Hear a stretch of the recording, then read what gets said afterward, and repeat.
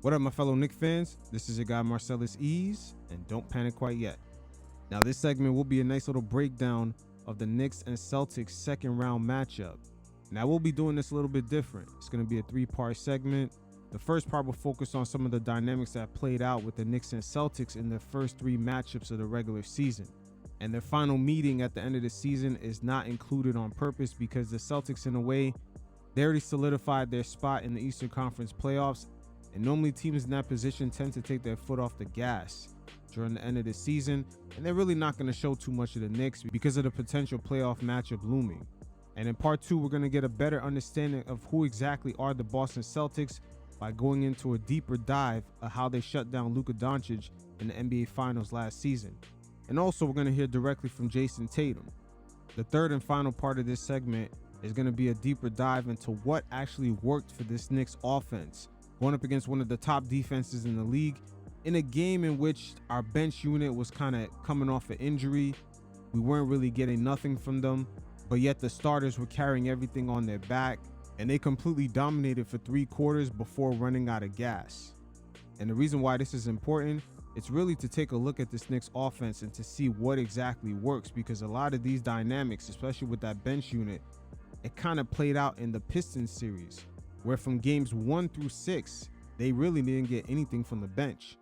So part 3 is definitely an interesting dive to see how that offense really got the engine going, what worked, what didn't work, and eventually how did they stall in the fourth quarter in that game.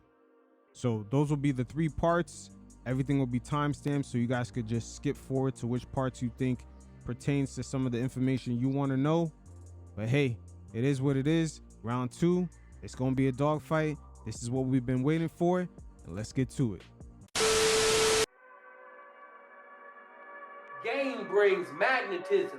And once you get this game and you digest this in your spirit, you got to be able to speak this game, though. Looking good ain't good enough.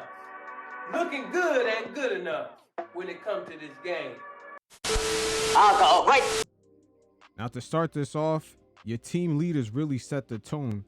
As Jalen Brunson right here, he's going to jump this screen. And there's a lot of effort because once again, in this pick and roll with Jrue Holiday, he's going to hedge and recover. Great effort by Brunson, kind of setting the tone real early. And now one thing that we haven't seen in the previous 2 matchups is the Knicks letting the Celtics players go one-on-one and actually trying to make the play, instead of giving them too much of the benefit of the doubt, leaving them wide open for shots. Now right here, this is going to be in comparison to the first game that we played the Celtics. If you notice right here in this pick and roll, Mikal's going to try to recover while Sims tries to get in the way and play this drop back coverage. But what the Celtics are really good at is right here. They have plenty of players who can make great decisions on this role as well as create for themselves. As right here, they're going to generate numerous open looks. Here's one right here. They got a Brunson in a 2v1 situation. The Celtics look to exploit that part on the floor. They're always looking for someone that's going to be compromised and have to choose which defenders they have to recover to. Now, going back to the most recent matchup is right here. They're trying to bring Towns into this action. But right here, we're going to see the Knicks kind of switch things up. Towns is way too far back, number 1. But there's some adjustments here. As Bridges, he's pointing for someone to recover on White. And Towns does something interesting right here. He's going to recover on Cornet, as OG is going to recover on White. And again, this requires a lot of communication on the floor. See, Towns on Cornet, and it's OG's responsibility to recover on White. And the Knicks, playing one-on-one is key. You don't want to necessarily double the Celtics so they can try to exploit any 2v1s or 3 versus 2s on the floor. That's what they love to do. And again, communication is going to be key going up against the Celtics. As right here, look at Cat's man. Cornet sets the screen right here on OG. But look at Cat. This is what the Celtics do. They set screens on Cat while his man is setting the screen. So they delay Cat getting here. That's why I said communication with this team is going to be very important very early on into these possessions. Of course, we got to tie this all in. And this is where Cameron Payne comes in, as he spoke on this in regards to the Knicks communication very early on. He called it ELC, early, loud, and continuous. You guys check it out. Pick and roll coverages. It's a thing we have. ELC, early, loud, and continuous. So pick and roll coverages, we need to be more louder, be more vocal in the arena. We need to be more loud. And like the communication part is a trust factor. Like, say if I got hit and he communicated, well, I know he got me. It's just a little bit of that. I say rotations. Like I said, they help box out. So like, say if I'm the low man, me calling low man triggers the next guy. And I think we all know what we're supposed to do, but it's just a communication part on letting them know, well, I got you. And like I said, it's just a trust factor in it. And we just should and need to get better at that. And that got to come from me, come from JB, come from Cat. Just got to come from the guys that's older, that been around, that done seen things. And I think, we got the layout. We done seen it. We done been in it. We have to talk more. We need to know what's going on and just help our teammates a little bit more. And Payne is 100% right. Going up against the Celtics, they're so methodical. They're going to break you down.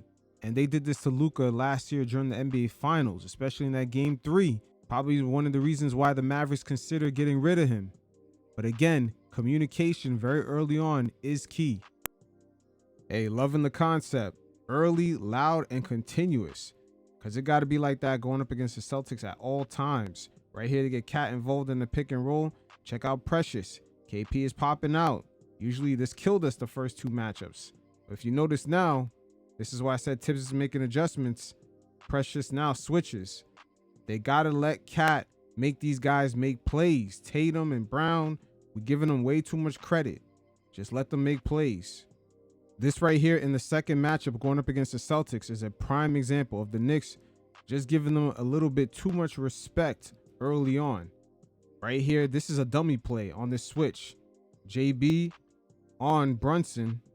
So you think it's a mismatch. Everyone's kind of paying attention to it. But meanwhile, the Celtics are setting up Cat to be involved in a pick and roll with Tatum. Look at number 88 while everyone's attention is on Brunson. See? Now instantly there's a pick and roll right here. Mikal's going to get caught on this. But the Knicks not wanting to give up a switch.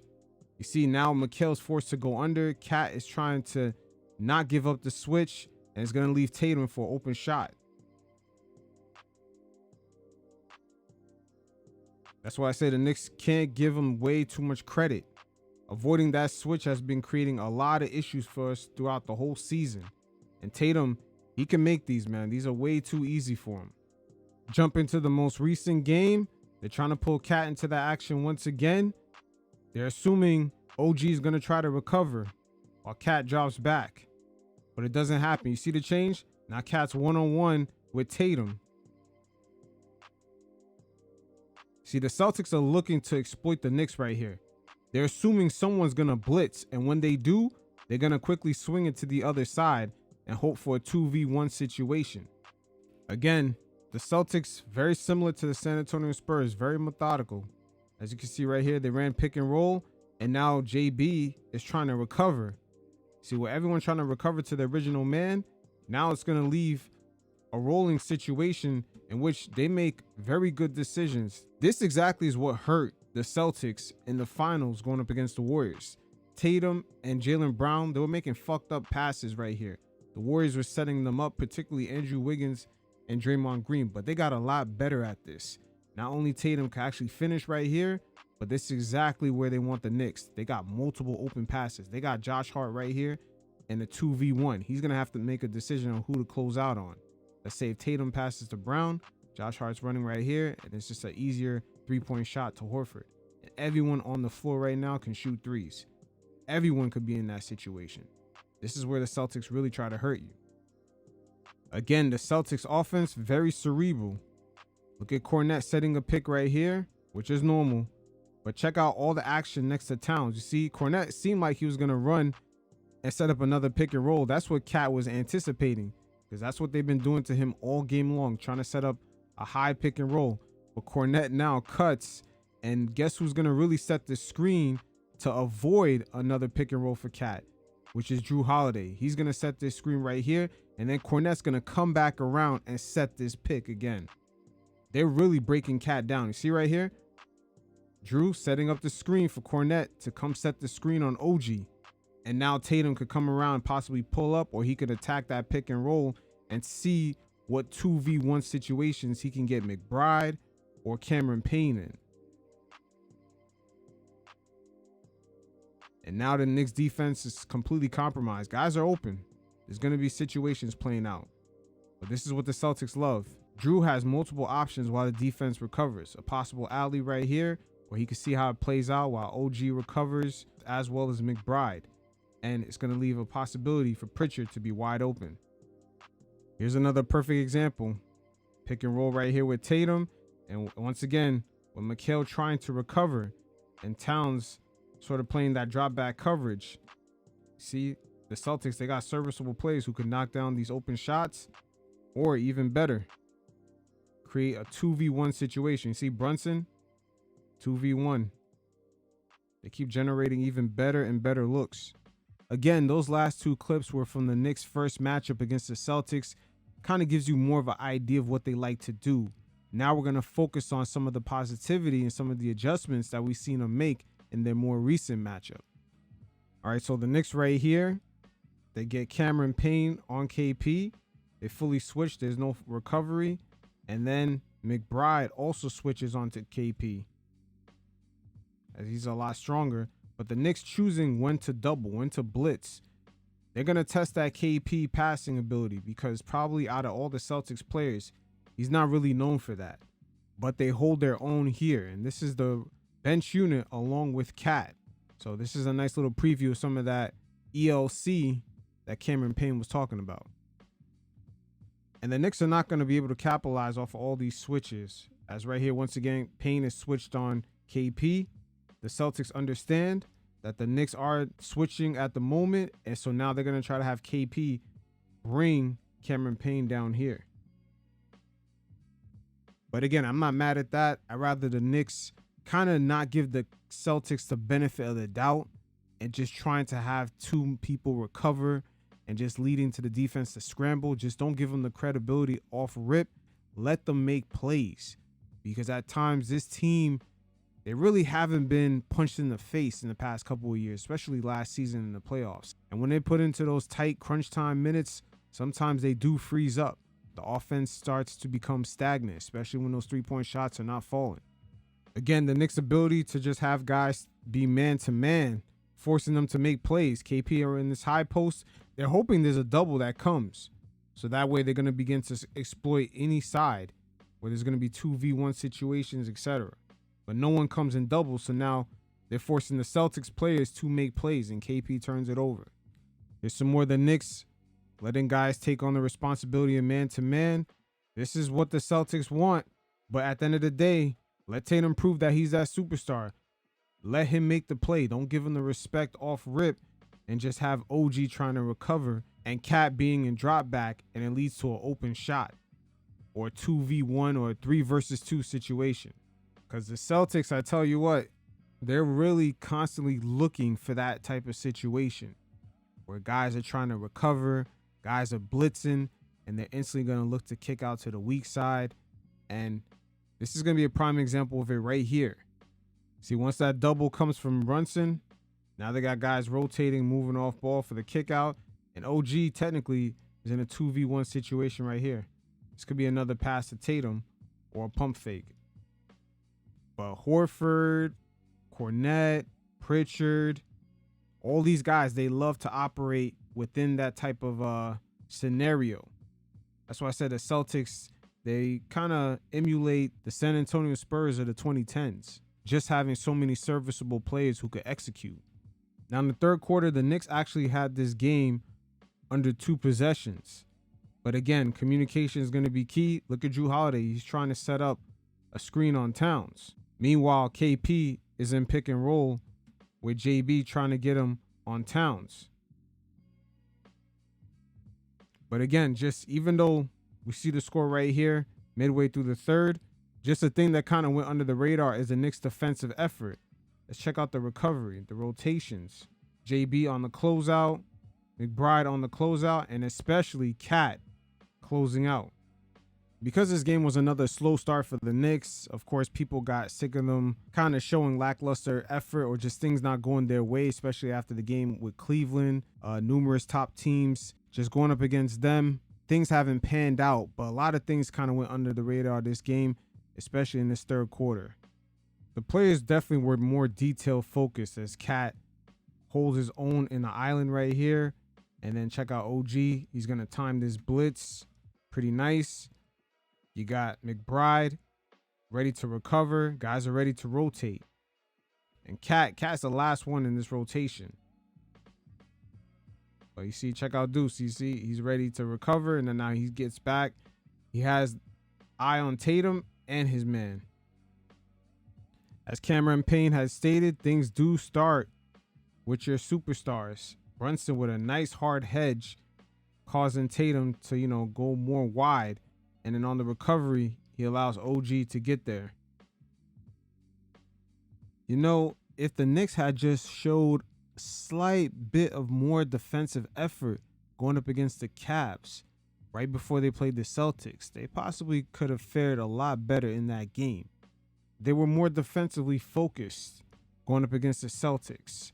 And right here, we're going to see the reasons why. You got to be very detailed. Jalen Brown acting like he's going to make a cut, but he's really looking at Cat. They love setting screens while Cat Man is running pick and roll.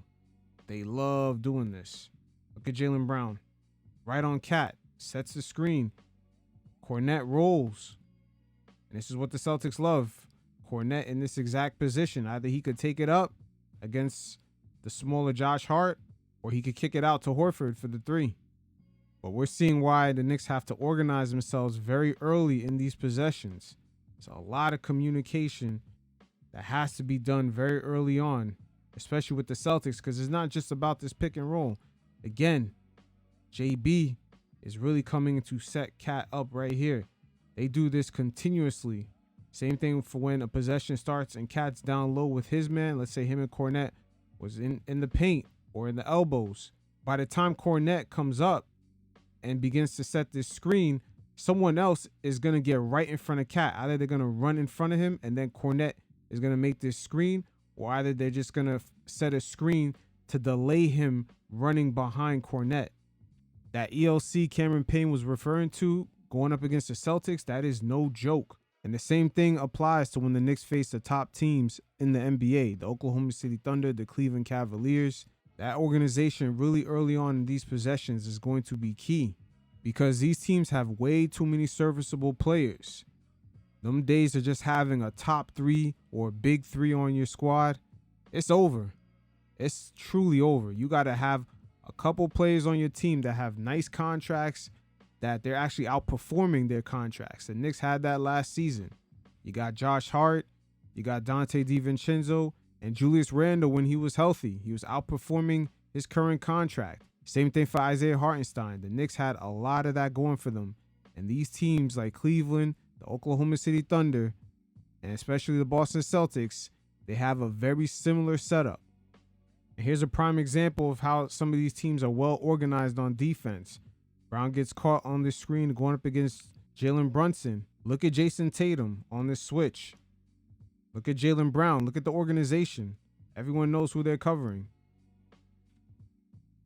Again, going to the top teams in the league, they are very coordinated defensively. Pick and roll right here with JB.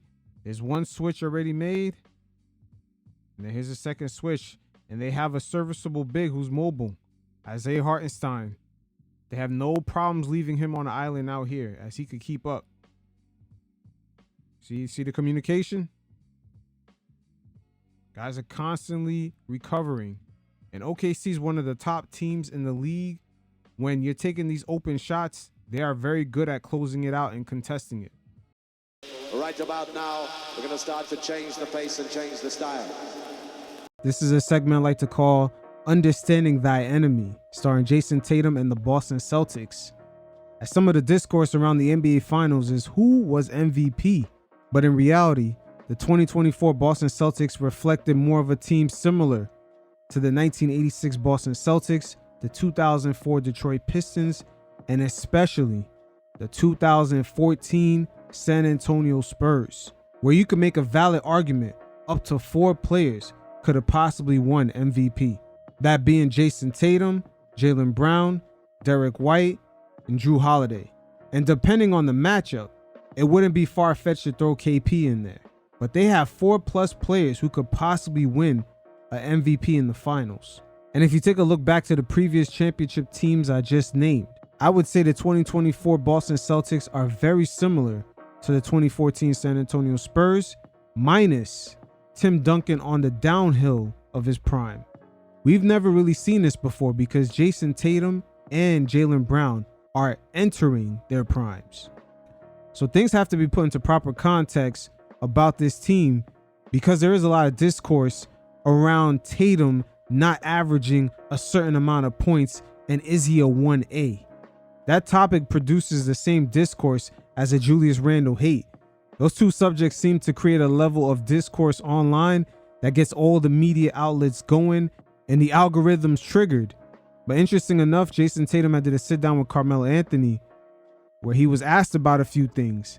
And Tatum got to understand this is a very unique space and time that we're in right now.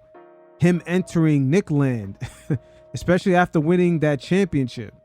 He's going to be questioned on a few things. But you guys check it out, and every once in a while, I'll check in. Whatever happens in Boston, it's on him. Oh, because you was there first. It's on him. It ain't on, it's on JB, but nigga, it's on, it's on Slim over here.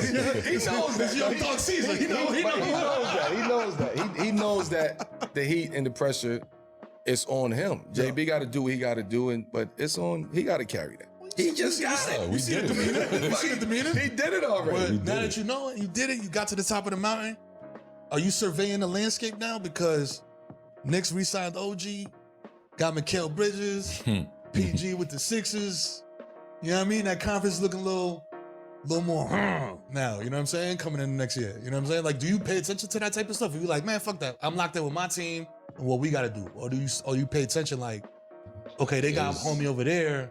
We got a game plan. This is a guy you got a game plan for. No, I mean, let me say this before he gives his answer. The Celtics had capitalized in acquiring a second insurance policy in Jrue Holiday. The Milwaukee Bucks had one of the biggest missteps I've ever seen for a franchise trying to compete for a championship, allowing Jrue Holiday to be in a position to be traded back to their rivals. And even after getting Jrue Holiday, the Celtics are still cashing in. They were able to get him to reconstruct his deal, taking less money for next season, and getting a longer term deal, thus giving them breathing room to operate for an extra year without being under the second apron.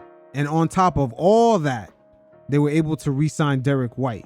So they are set up to be top dogs of the Eastern Conference, at least for the next 2 years, without getting locked up into whatever current roster they have. As long as they stay healthy, they are well set up to compete.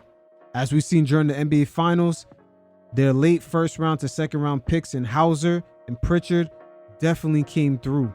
Those are solid role players that they have on very team-friendly deals. Again, the Celtics are set up to compete, barring no injuries.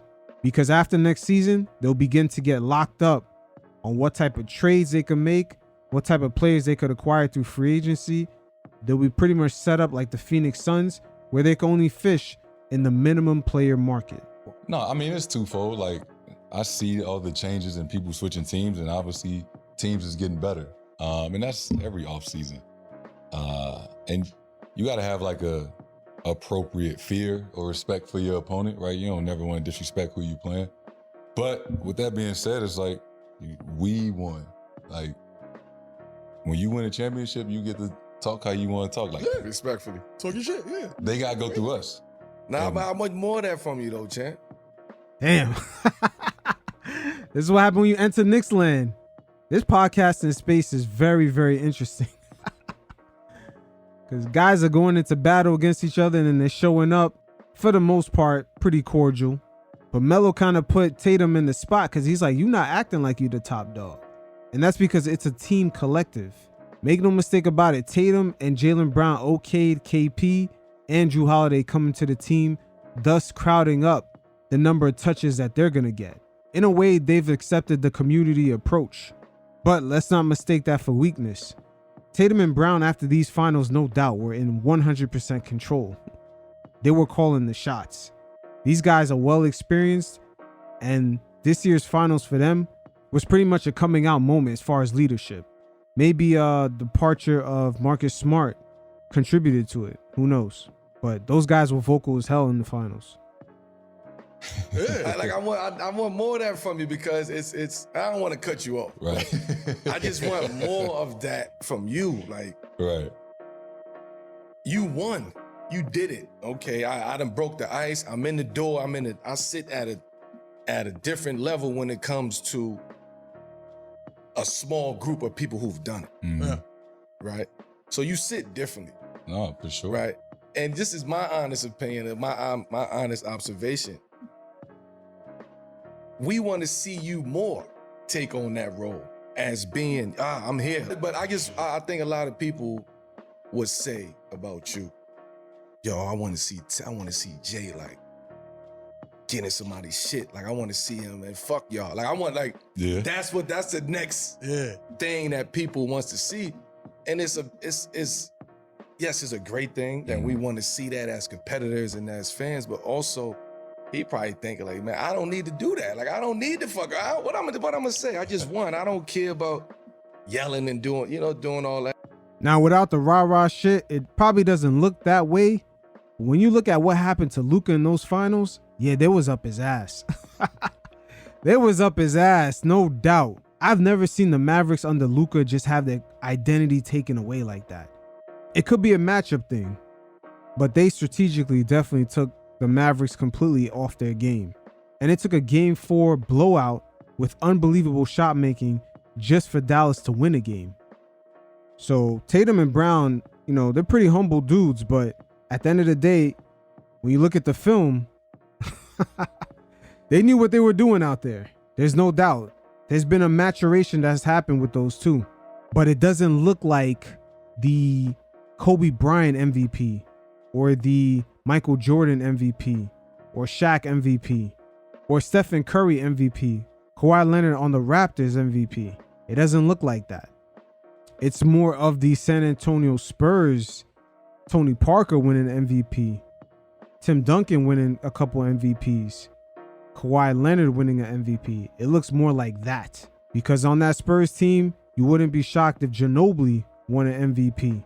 So just that one team alone, they had 4 guys who could possibly win that award, and it wouldn't shock anybody. That shit, like, no, I definitely. Do you feel like you have to? You feel like sometimes you don't exude enough personality that people may be like, oh, I wonder what Jason Tatum is thinking. What's his personality? Do we have a personality? Yeah. Right? I'm sure you get all of those questions. For sure. And sometimes Tatum seems like he doesn't want to say the wrong thing and get canceled. He got to loosen up his collar a little bit. For sure. And I see it all the time. Like, he's not demonstrative enough. He don't yell enough. He's not as loud as the other guys that we like watching. And it part of it is like, I'm who I am. Like, I've always been a laid back person. I'm not the loudest person in the room, but it was frustrating because it's like, I feel like some people would take that and take jabs at like my game or try to like, the game and me yelling ain't got nothing to do with it. And I get like, I'm nothing like Kevin Garnett. I used to love watching KG play. Like I like the shit talking, but sometimes that's just totally not different. That's not who I am. Right.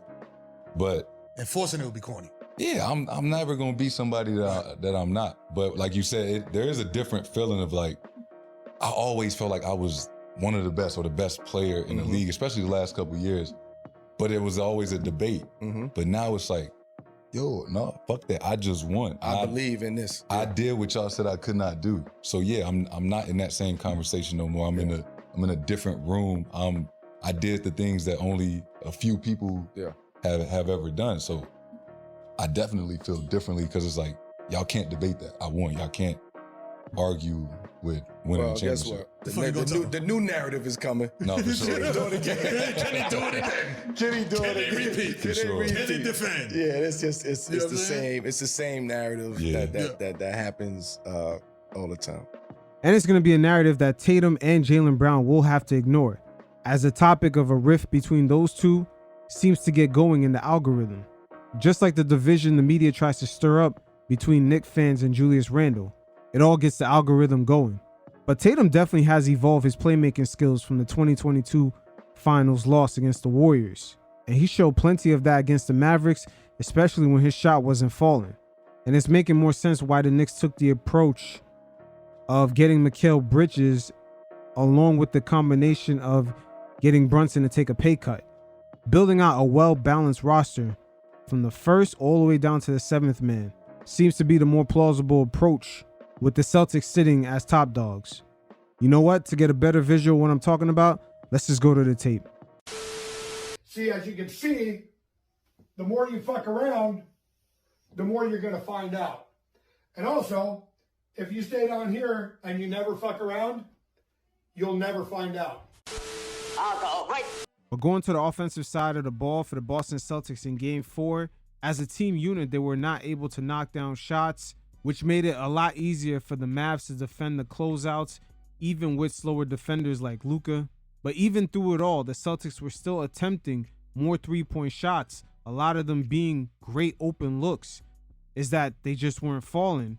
But Tatum and Brown showing a lot of maturation from the NBA Finals going up against the Golden State Warriors, because in games 4, 5, and 6, they were not able to make adjustments of the rotational defense of Klay Thompson, Andrew Wiggins, and Draymond Green. And that caused them to settle for a lot of shots, especially Jason Tatum struggling just to play make for other teammates, as a lot of his passes were intercepted for steals. But these two have shown a great maturation, with Jason Tatum reading the game a lot better, not settling for shots, getting other teammates involved, as this roster is constructed in a way where the scoring onus will never necessarily be on him. And there's no reason for him to try to average 30 points a game when he has 4 other guys on the floor who could not only knock down 3-point shots, but they could finish at the cup, take mid-range shots. It wouldn't make sense for him to try to play hero ball. And with Jalen Brown, he has shown an onus of being one of the vocal leaders of this team, especially on the defensive end with the departure of Marcus Smart. We've seen him make great plays throughout these finals and become that player that could be consistently reliable in crunch time situations with taking big shots, as we've seen it played out in Game 3. Long gone are the days of the Warriors finals in which a combination of Wiggins, Klay Thompson, and Draymond Green systematically took these guys out their game. Not only they have changed their approach, but they have come back stronger and wiser and have fully embraced the team concept. You see them going out and getting Drew Holiday and Kristaps Porzingis. Make no mistake about it, the Celtics front office had to speak with those guys. And for them to be okay with so many other guys who can come in and average 20 points a game, it shows you that they're past the accolades phase where they're going to get their all-star selections or attempts at MVP awards or scoring titles. They're completely past that. They've been through the NBA Finals losses, the heartbreaking early playoff exit losses. So with them approaching their mid to late 20s, they're at that sweet spot where they begin to let go of the personal accolades. They already have their footprint in the league, and now they're trying to establish themselves historically. But taking a look at Game 5 and the Celtics' offensive adjustments, pulling out the Mavericks big man down low, as we've seen in Game 4, the Mavericks emphasize a switch with Lively or Gafford down low to at least have someone to protect the rim. And in that transition to the closeout game, the Celtics initiated a game plan to make sure that the Mavs big men are pulled out of the paint. And here's some prime examples of it right here. Check out Al Horford as he's going to make his way down. He's going to drag Gafford away from the hoop and force him to make a decision, either to guard him way out here or get involved in this pick and roll action that's going to be ran in between Tatum and Drew Holiday.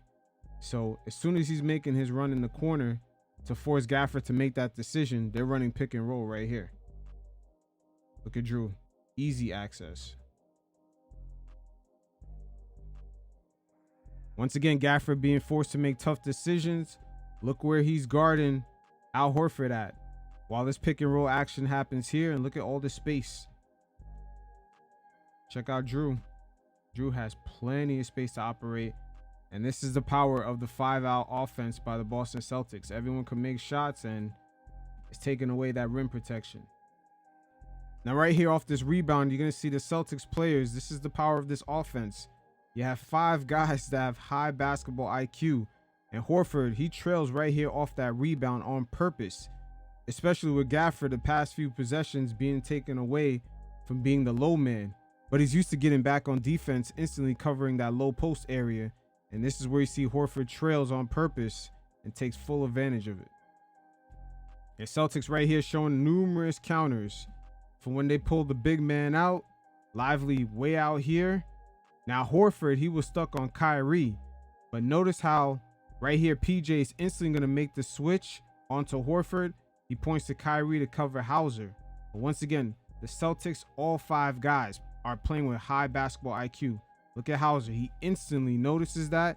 He pulls Kyrie right back into the action. But watch the adjustments that they make. It's a ghost screen, and he's open for the 3. This right here is what made it tough for the Dallas Mavericks. They had to be perfect for the rest of the way, just for this to even go 6 games. The Celtics were just clicking as a unit, not only defensively, but offensively as well. So Jason Tatum right here gets the switch.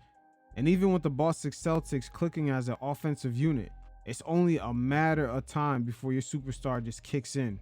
And with him having Lively on him, now they're going to pick on Luka. And he rejects the screen, and he finishes right through all this contact. And this is where your stars come through, and Tatum is ready for the moment. Yeah, Al Horford just all game long setting these pin down screens, just forcing guys to get on him. Right here, the Celtics want the Mavs as far as rim protection. The Mavs all season long have been one of the worst rim protecting teams. And after that trade deadline, them implementing Gafford and PJ kind of improved their odds a little bit more. But at the end of the day, Lively way out here, it's only a matter of time. And Tatum, unlike the 2022 NBA Finals, especially games 4, 5, and 6, he is improving his playmaking skills, and he is not settling. He could have easily have settled right here for a step back 3. And right here, he shows he's not shy to be that playmaker and gets Drew Holiday an easy bucket. So right here on the switch, Tatum gets the favorable matchup against Luka. But here's a conundrum for the Mavs. As you see right here, Lively and Green exchanging communication. Lively wants to switch because, once again, they want rim protection down here. Tatum is picking his poison. He knows Lively's down there, so having Luka way out here is not necessarily going to be a problem for him. Cash. Celtics having numerous ways of making the Dallas Mavericks pay. You see Gafford right here serving as the low man, but look at Horford. Wide open. It's going to make him pay. The rim protection for the Dallas Mavericks all night long had to pick their poison. Now right here, Lively in this closeout, he's trying to defend that shot by Horford. But at the same time, the Celtics big man proving he's versatile as he attacks the hoop and gets the foul. Once again, this was the conundrum all series long for the Mavericks. The Celtics just had too many guys who could not only knock down threes, but could put the ball down on the floor and take mid-range shots. They could attack the hoop. Just so much offensive versatilities with all 5 guys on the floor. And when you combine that with the Mavs not necessarily having strong perimeter defense, just allowing guys like Tatum and Brown to easily penetrate that defense, and you have Gafford and a rookie in Lively down low, it's only a matter of time. So in order for the Mavs offense to get it going, let's take a look at some of the spacing they created in game 4. They crowded up 2 around the baseline. Look at all the space in the middle right here. And look at where Luka's at. So once Jalen Brown tries to help in, he's not really going to fully make that commitment. You see, he kind of stunts in. He's going to go right back to Luka. Can't leave him open there. And look at all the space a guy like Kyrie has to operate in. And also PJ at the corner. They're going to have to choose which corner shooter to give up the shot to. And the Celtics all series long has played it very close to the hip, making sure that they don't give up these type of shots. They rather give it up to PJ anywhere from around here, or even Jones Jr. Now taking a look at it from Luka's angle, as we see Kyrie right here, as Drew's going to begin to stunt in a little bit, but he's not going to make that full commitment because he doesn't want to leave Kyrie open from here. And we're going to see our corner shooters, PJ right here in his sweet spot. And we're going to see Jones Jr. make his way to the corner to put Jalen Brown in a compromising position, whether he's going to commit or give up that corner shot. And look at all the spacing Luka has to operate right here. This is his bag. Just like Kyrie, he could finish these. As we're going to see here once again, look where Luka's at. Tatum is compromised. Is he going to fully commit on that stunt? I think not. Does not want to leave Luka open. Definitely is not going to do that. But look at all the spacing right here. Look at the two Dallas players right on the baseline. This is how Dallas created a lot of spacing for Luka and Kyrie to get points in the paint. And they cooked on this all game long. And when the Celtics began to apply more pressure, the shooters like PJ Washington, Dante Exum, Lively, Keebler, Derrick Jones Jr., they all got into the action. And guys like Luka can improvise. As we see Dante Exum right here, Drew more than likely is probably going to commit on this stunt. But look at the Dallas Mavericks players. They're all bunched up, creating a lot of spacing right here. And Luka's going to improvise and attack this empty spacing. So how the Celtics defense adjusted to this in game 5 was to basically take Luka out of place, applying ball pressure on him early throughout the game, getting him fatigued, and also a combination of great help defense from Jrue Holiday and Derek White, along with Al Horford and Jalen Brown, of course. This has been the true MVP of the Boston Celtics because all 5 players that are usually on the floor, even going from Hauser to Pritchard, can defend players one-on-one and have been applying great pressure. But the combination of Derek White, Jrue Holiday, and Jalen Brown applying pressure early messed up the flow of the Mavs offense just between Kyrie Irving and Luka trying to get to their spots. Now right here on Kyrie on this double screen for a screener right here. Usually the Mavs love running this for Luka and Kyrie, but look at the communication between White and Jrue Holiday on this switch. It's not over yet. Jrue is going to pick up the roll man. Great communication right here. White is going to go back. Look at the communication. And now Kyrie is one-on-one with Tatum. And this has always been Kyrie's conundrum. It's not only getting past Tatum, getting past the help. The help is going to be Jalen Brown and Jrue. That's a hell of a feat for even a guy like Kyrie, as he's going to get stripped right here. Once again, the Celtics apply a little bit ball pressure early on, but it's the combination of them having versatile defenders. Check out Hauser right here, 6'7". They never have to double team. Does a great job keeping up with Luka. So even at the point of attack for Luka or Kyrie, everyone on the floor, even guys coming off the bench, can stick with their man one-on-one. They don't have to give up that double team, thus drawing a pass for the Mavs from the corners or from anywhere from 3. Now right here, you're going to watch Jalen Brown completely take Luka out the play. And this has been a strategy all game long. Luka can't get the ball back. Exum settles and he knocks down the shot. But at the end of the day, the Celtics are forcing other role players like Green, Keebler, PJ to make some shots. And things like this do give a lot of kudos to Jalen Brown for MVP because defensively he has been the anchor of disrupting such a big whale like Luka, while at the same time doing a great job with the help defense, and he provides the scoring and playmaking on the other end. In a way, he almost sounds like a baby Giannis in his playoff peak back in 2021. Now, eventually, they had PJ bring the ball up due to all the ball pressure from Jalen Brown.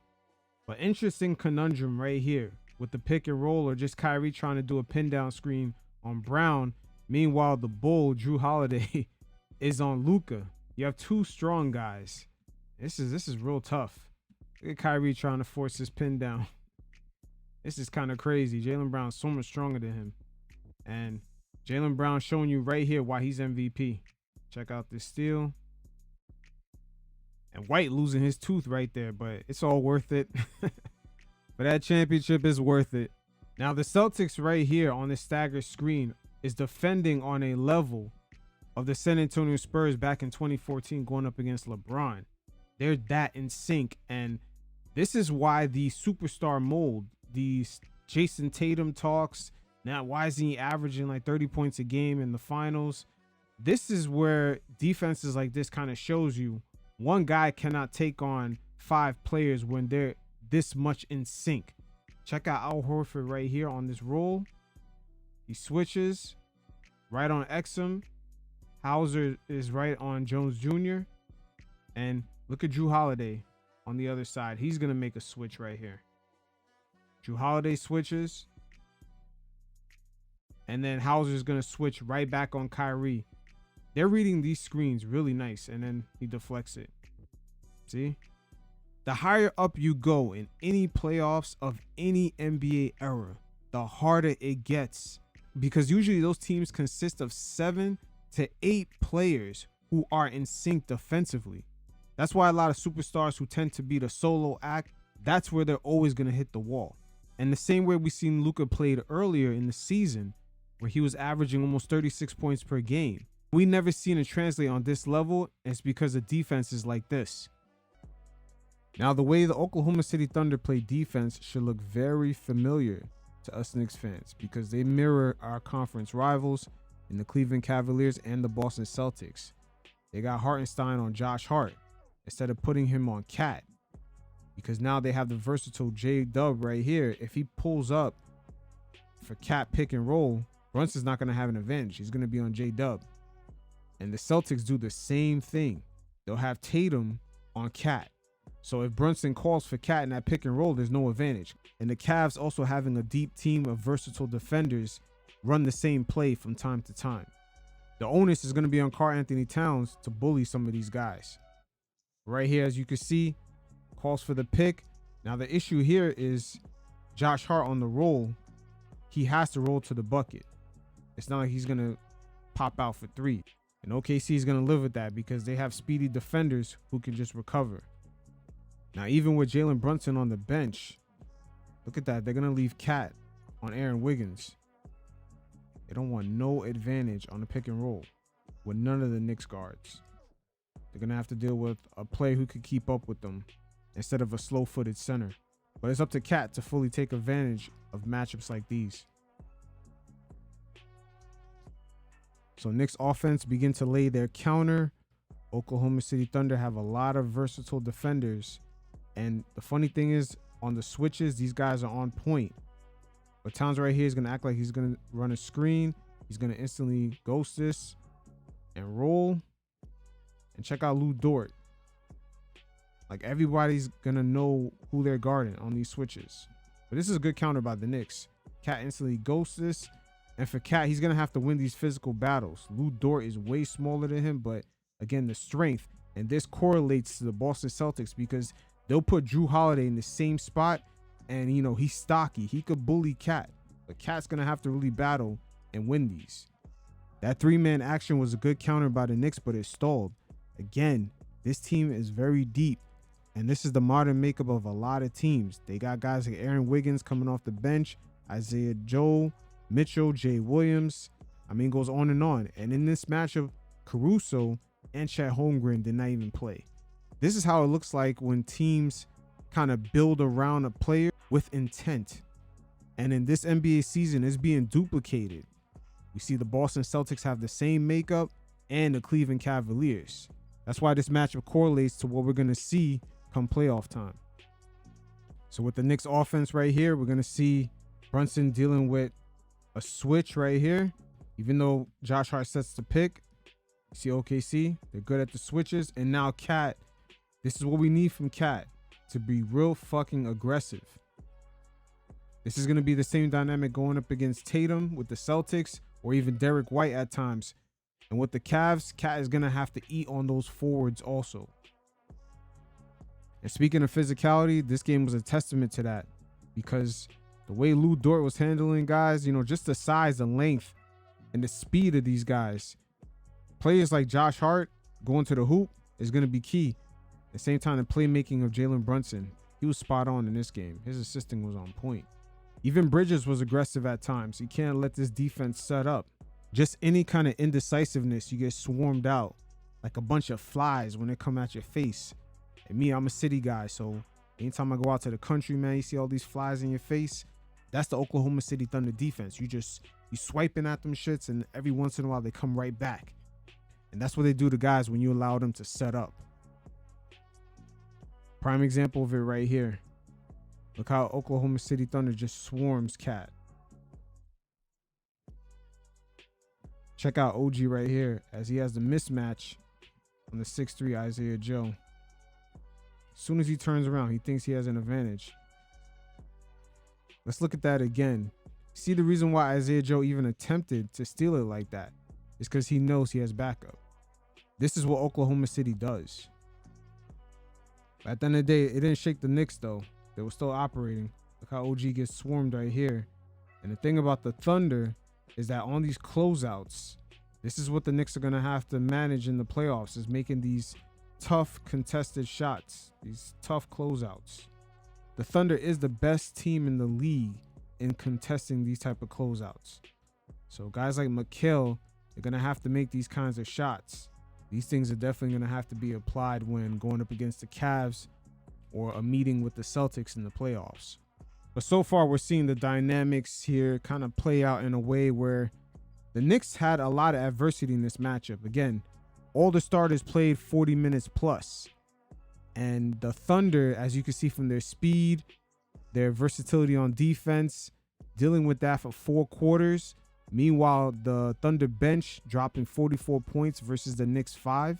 You start to see how the squad started letting up and losing the lead while the game progressed. But the Knicks continued to make tough contested threes.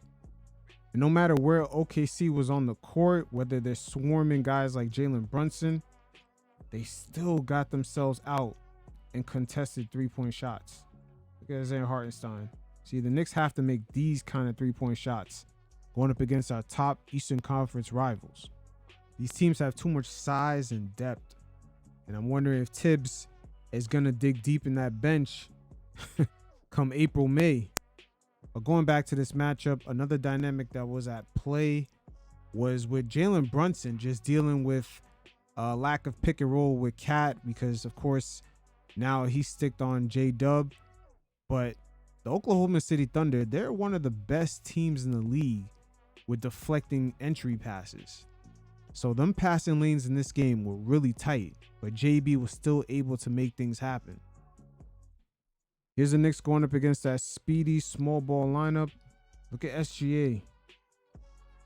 Kind of sagged off away from Bridges right here. And even in the pick and roll, they leave the small Isaiah Joe down low. And SGA is completely sagged off of Bridges, but they use that to their advantage because they can close these out quick. Even on that original roll by Precious, they had Williams kind of trying to figure out whether he's going to stick to Precious or close out on OG. They were comfortable leaving him on that 2-on-1 situation. This is kind of crazy when you think about it. They dealt with this guys playing 40 minutes plus with these speedy ass fucking defenders. This is kind of crazy. But I give props to this offense. They just need a little bit of just bench points. Has someone come off the bench and provided more than just the 5 points versus the Thunder's 44 points. Guys could have had more energy to close out this game. But just heading back to this. Look how SGA sagged off of Brunson. He knows he can close this out. Man, and they always have a smaller defender. Like, they're not afraid of just kind of switching it up a little bit, but they're fast as hell. When they play small, they're definitely playing a speed game right here. Just look how everyone just closes in. And they don't care to leave SGA with like maybe 2 guys to get back to. But JB stays patient. I wish right here, this is what Mikal needs to do a lot more. Don't give up that dribble. Just kind of wait it out a little bit. See how it plays out. And JB, that's a tough finish right there. He had to do a lot of that. But with Jalen Brunson, even though he was still able to cook, they definitely beat him down throughout the course of 4 quarters in this game. Just sending multiple different defenders at him, blitzing him, making it very hard and difficult for him to even get the ball. Josh Hart at times was kind of just bringing the ball through half court, but They definitely applied the pressure by playing over 10 different players who can all pick up on Brunson. Yeah, Lou Dort picks up on Brunson early as OKC is just marching their comeback. And then look, J-Dub switches, and now fresh J-Dub is on Brunson. This is going to be crazy to shake after exerting all that energy and then just dealing with the swarming Oklahoma City defense around the paint for like all 3 quarters already. And sometimes the nuances between the different NBA eras, you see it kind of play out because nowadays the league is a little bit more technical. And also at this exact time, there's a lot of versatile players coming in the league that could defend multiple positions. You got 6'8", 6'9", 6'10 guys who are just out there defending 30 feet out. And if you look at previous eras, guys like Carmelo Anthony or Tracy McGrady or even guys that came before then, they were not used to guys having that much size and that type of ability in abundance to go up against night in, night out. So different eras have to understand the nuances that are happening in between both, because sometimes the fan bases, they tend to disrespect the different eras. So now they got Josh Hart bringing up the ball. JB still dealing with Lou Dort. He's going to work his way to get free. Still exerting some energy. And he still does his thing. Playing 40 plus minutes. Still finding ways to make it happen. And shout out to Josh Hart this season. I'll tell you what. With the starting lineup, he is a very important piece. I didn't see it at first. But now, I mean, just the off-ball cutting, the applying pressure at the rim. He really compromises a lot of these defenses while at the same time them dealing with Cat popping out and pick and roll, OG at the corner 3, and just Mikal with his mid-range. It's a lot to deal with. He's really become the glue to this whole equation. OKC still working out Brunson methodically, just wearing him down. Hartenstein hits him with a hard hedge. Look where he ends up, almost half court. 10 seconds left on the shot clock too. Sheesh. Brunson going 40 minutes hard against this relentless defense. Lou Dort once again wearing Brunson out as he's able to draw the foul. You know, when Jalen Brunson was out, this was a good thing that Mikal got more reps with the pick and roll situation, because they're making JB work really, really hard just to get mid-court. But no matter what happens this season, going into year 2, hopefully Mikal gets a little bit more comfortable within this offense and his role begins to expand. Yeah, because we're going to need it not to be so predictable. And right here with Jalen Brunson just about to get blitzed, no one cuts to the high post, surprisingly. But this is a perfect blitz right here because Precious is in between 2 defenders. I believe this is Shamet behind SGA, but at some point, I believe Shamet should have made a cut to the high post. Nobody played the cutoff man role right here. See? Shamet goes to the corner. But the high post was really the move. We definitely need another ball handler at times. A little bit too predictable, especially in crunch time situations. And speaking of crunch time situations, you know, we're down 4. The game is winding down. And this is the issue with Josh Hart just being guarded by the opposing team's center. And we got to look to plays like this because this is the formula that the Cavs and especially the Celtics are going to have, because as you're going to see this play out, him just not being a 3-point threat, it's going to make it easier to blitz this. So it's a hard hedge by some lanky defenders. It's going to lead to a turnover. Let's look at that again. This team is so switchable. OG in the corner, he's being guarded by Aaron Wiggins. That's probably going to be the best person to, you know, ask for a screen to get that switch.